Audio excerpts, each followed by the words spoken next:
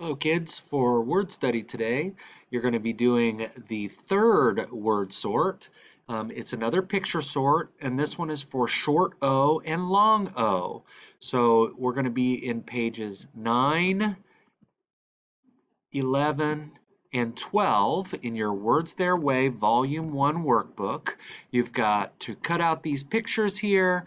We're looking at the short O, ah sound, like in sock, and the long O sound, like in bone. And then they give you an option for oddball words that do not fit into the category for short O, ah, or long O.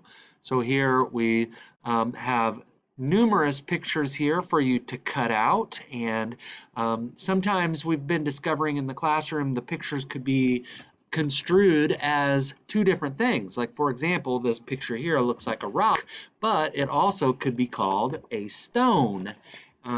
So when you're looking at this, you might want to set that one aside and make sure you have enough spaces for all of the short O and the long O words before you paste that word in, or that picture in. But this could be rock or stone. Here we've got toe. This is mop.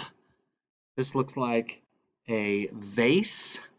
Here we've got a road, a nose, a dot, a lock, a goat, a fox, a coat, soap, a top, hose, a clock, boat, and box. So you're going to cut these pictures out. You're going to sort them into two groups, short O, ah, and long O. And once you've got them sorted, you glue them into the category that they belong to, short O, ah on this side, long O on this side, and your oddball pictures that don't fit the ah or O categories can go over here.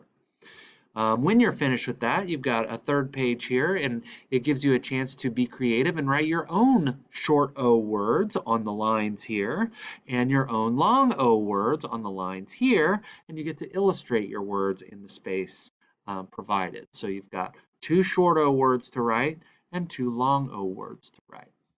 Good luck and have fun, and I'm looking forward to seeing you again.